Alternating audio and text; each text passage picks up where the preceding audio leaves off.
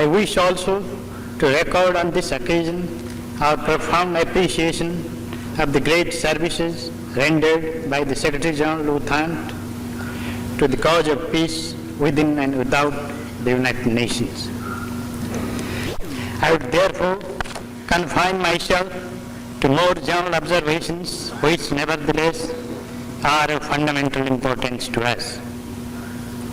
My country has come to the United Nations with as much faith in its organization as in its charter, with as much faith in its effectiveness as in its ideal. For to a small country as mine, Mr. President, the United Nations represents the ideal as well as the practical. It satisfies us in so far as it helps us to work actively for larger unity and for peace and prosperity of mankind. It satisfies us also in so far as it secures us morally and materially against encroachment and interference from others.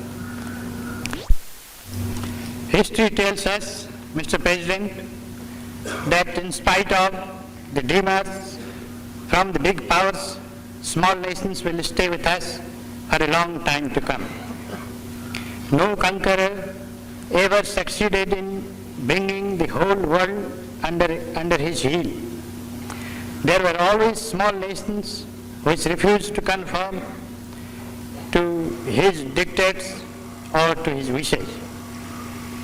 It is more than certain that small nations will survive the present atomic age also, and that they will be larger in number than the big nations.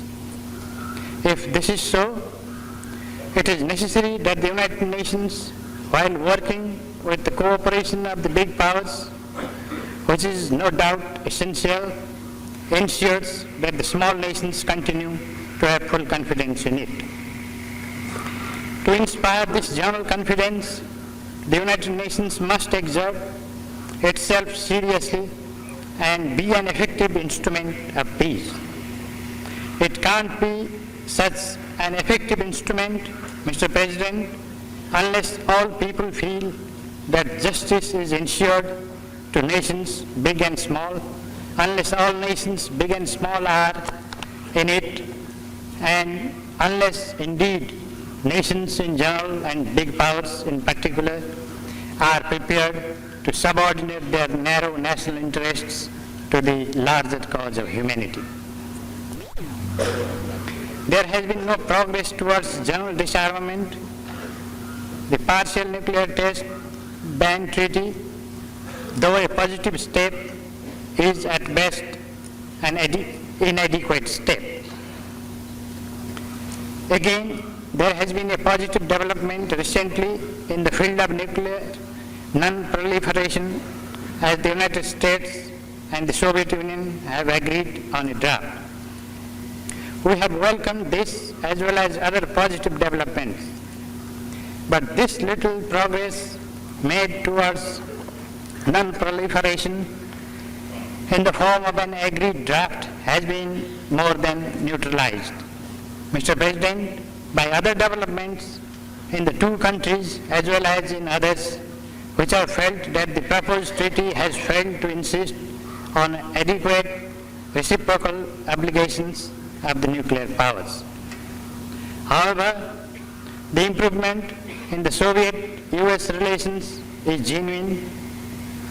This relaxation of tension between the two countries should be reflected in the increased effectiveness of the United Nations. But that is not yet the case. The ever-explosive German problem has always remained outside the United Nations and has remained unsolved. The crisis in Vietnam, with all its attendant tragedy, has touched only the fringe of the United Nations because the Secretary General, more as an individual dedicated to the passionate pursuit of peace than as the spokesman of the world body,